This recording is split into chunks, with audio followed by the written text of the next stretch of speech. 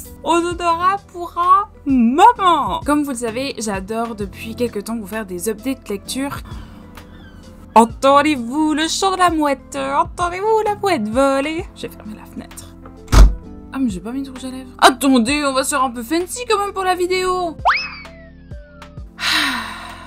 C'est que moi j'aime regarder les updates lecture qui étaient longs et aussi saisonniers. Donc en gros c'est juste pour vous dire que ce sera des updates saisonniers mais beaucoup plus longs. Donc allez chercher un café, du thé, des snacks. En gros c'est ce que j'ai lu cet automne. Je vais pas vous faire dans l'ordre dans lequel je les ai lus. Je vais les faire dans quel ordre j'arrive à les attraper. Ça me fait un peu peur, il y en a beaucoup hein, là. Bon, lançons-nous dans l'arène. Alors ce livre est magnifique, mais alors qu'est-ce qu'il était décevant? The Bewitching de Jill Dawson. Il nous parle tout simplement d'une famille qui a emménagé dans un petit village. Une de leurs filles qui a des espèces de crises d'épilepsie. Bien entendu, on est au XVIe siècle, donc on ne sait pas ce que l'épilepsie est. Et du coup, la famille est un peu désespérée, donc ils vont appeler une dame du village qui est reconnue pour connaître beaucoup sur les plantes et peut-être pourra les aider. Sauf que leur fille, durant une de ses crises, lorsque cette Madame Gisèle va l'accuser de sorcellerie. On imagine de grandes aventures, mais en fait, il n'y a pas beaucoup de grandes aventures. C'est un peu du réchauffé. On n'a pas de réponse à la fin sur les questions qui sont posées dans le livre. Et un truc qui m'a perturbée, c'est que tous les personnages sont décrits par leur poids. Et ça m'a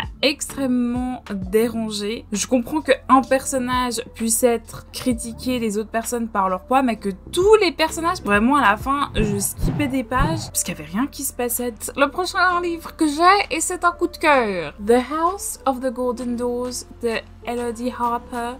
En plus, je l'ai signé de l'autrice. Je ne vais bien sûr pas vous résumer ce second tome parce qu'il faut que vous lisiez le premier. On découvre Amara qui était à la base une fille de médecin et qu'à la suite du décès de son père, sa mère n'a pas tellement bien réussi à gérer leurs finances et l'a donc vendue comme esclave et maintenant elle se retrouve dans un bordel à Pompéi. Que des personnages sont écrits d'une telle manière que t'es obligé de t'y attacher. Même quand ils font des erreurs et des coups pas cool à certains autres personnages, en fait tu comprends leurs réflexions. Je stalk l'autrice tous les jours pour voir si elle met des news. J'ai eu une relecture de Animal de Victor Dixon. J'avais notamment acheté le tome 2 que je n'ai jamais lu. Du coup, je me refasse le premier pour pouvoir me refaire le deuxième cet hiver. L'histoire est une réécriture du conte de Boucle d'Or et les Trois Ours. On retrouve Blonde qui vit dans un couvent depuis des années. Elle ne sait pas qui sont ses parents, quel est son background familial, qu'est-ce qu'elle fait là. On l'a juste déposée au couvent avec assez d'argent pour couvrir ses frais scolaires. Il y a énormément de questions qui se posent autour de cette fille. Et petit à petit, elle va se plonger dans son histoire familiale et remonter le temps pour peut-être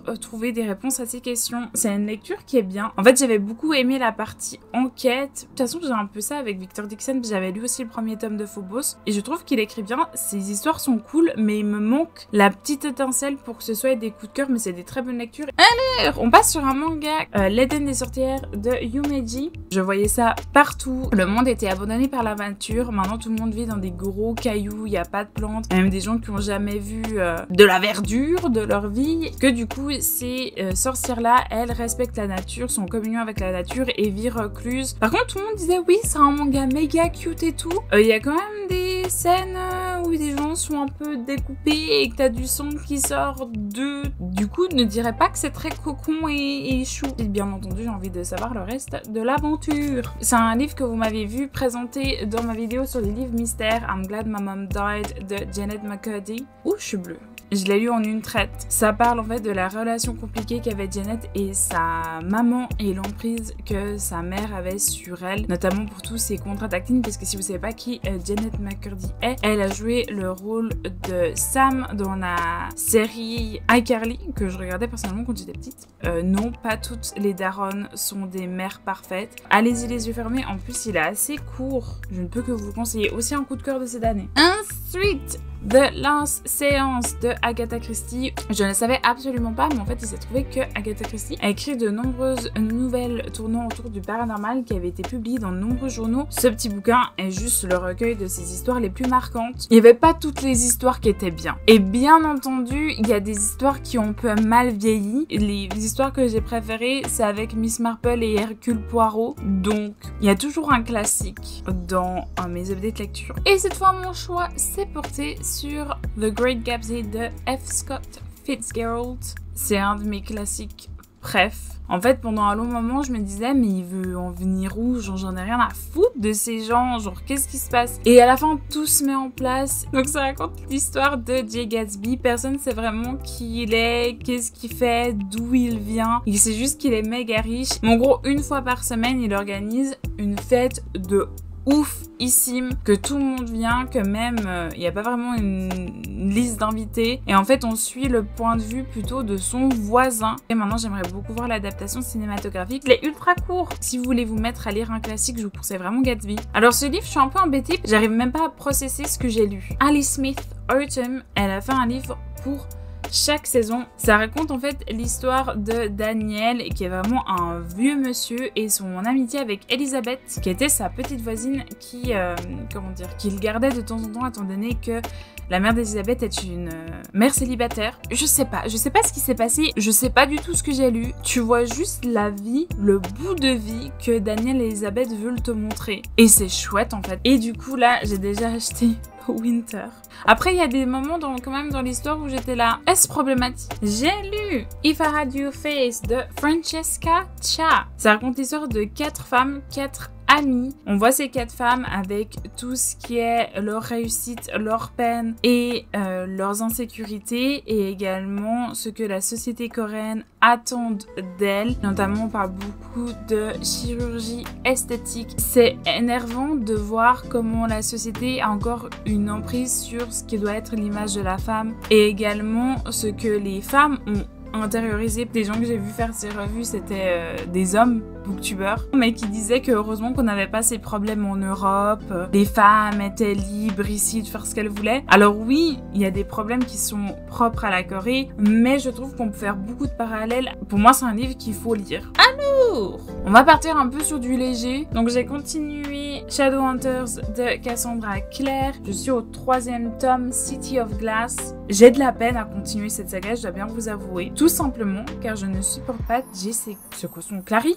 J'allais dire Clarisse. Je suis vraiment là que pour Magnus. Je trouve que ces personnages sont infects. Je suis à la moitié. En vrai, il y a 6 livres. Mais ouais, j'arrive pas avec ces 2 personnages. J'ai trouvé, et c'est les livres Doctor Who. Il lance des petites histoires comme ça pour qu'il y ait plus d'aventures avec le docteur et ses compagnons. Vous avez pour tous les docteurs, pour tous les compagnons. Du coup, là, l'histoire, c'est que Martha et le docteur arrivent dans une ville qui ont un arbre vraiment chum, et des petits-enfants autour d'Halloween ont découvert un espèce de grimoire chelou. Et depuis qu'ils ont ouvert ce grimoire, il y a une grosse espèce de fumée épaisse qui se répand dans le village, et on sait pas trop ce qui se passe. C'était vraiment sympa. Dans le dos du livre, ça te dit attention, ce livre est sur Martha et le docteur. Ça me fait juste rire qu'il y ait ça au dos du livre. Qu'est-ce qui se passe si tu imagines Rose à la place de Martha? Alors ça, je dois l'avouer, j'ai pas fini de le lire. C'est A History of Britain in 21 Women par Jenny Murray. 21 portraits sur 21 femmes qui ont marqué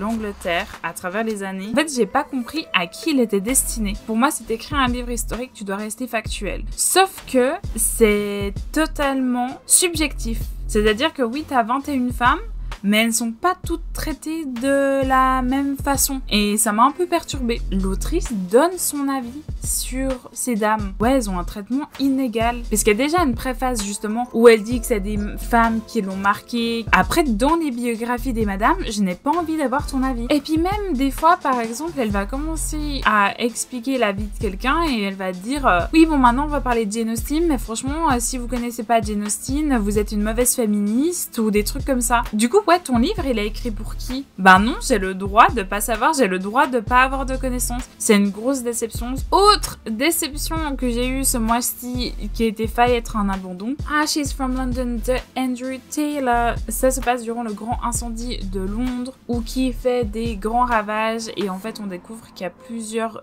corps qui n'ont pas été tués par les flammes, mais qui ont bien été tués. On suit 2 points de vue, le point de vue de l'inspecteur et le point de vue d'une jeune noble, et ils sont bien sûr entremêlés, nuls. En fait, le truc, c'est que le livre se fait piéger par le fait qu'il y a 2 points de vue. Toi, tu sais toute l'histoire. La majorité du livre, c'est ça. C'est l'inspecteur qui cherche cette meuf.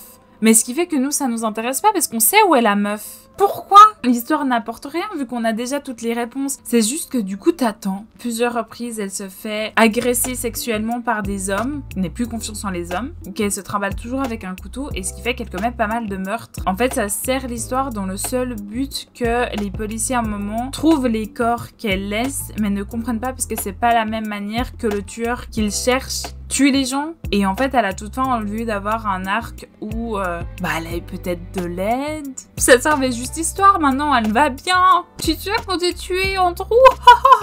Que on utilise cette trope juste pour l'utiliser. Genre, s'il y avait un vrai message derrière, que cette personne reçoive de l'aide, que ses agresseurs soient punis. Non, là, on lui dit, franchement, t'as tué Jacob, mais il voulait juste t'embrasser. Hein. J'en ai marre. On va partir ensuite sur le livre le plus gros que j'ai jamais lu de ma vie. Stephen King, 22-11-63. Grosse briquette. Je crois que ça fait 10 ans que j'ai dans ma pile à lire. Imaginez que vous puissiez remonter le temps, changer le cours de l'histoire. Le 22 novembre 1963, le président Kennedy était assassiné à Dallas. À mon cœur. J'avais peur que ce soit de la science-fiction en mode petit inventeur qui suit une machine à remonter dans le temps. Ce n'est pas le cas. Qu'à la moitié, ça va hyper vite. Mais il y a un élément qui arrive et c'est au milieu du livre. Tu sais comment ça va se terminer. Du coup, ça fait que la fin a été très ennuyeuse. T'as deviné.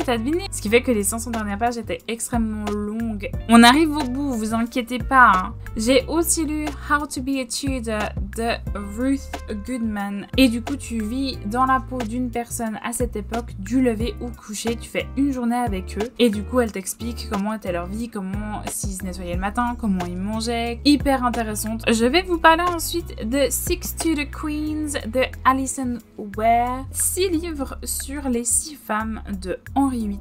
Donc celui-ci c'était sur Catherine of Aragon, The True Queen. L'autrice essaye d'être le plus fidèle à l'histoire. Je veux dire qu'elle a vraiment pas une vie cool, hein, cette madame. On la suit du coup depuis son arrivée en Angleterre jusqu'à sa mort. Et du coup, j'ai hâte de lire Anne Boleyn parce que je vais voir si je vais sympathiser avec elle. Parce que là, je la déteste. Hein.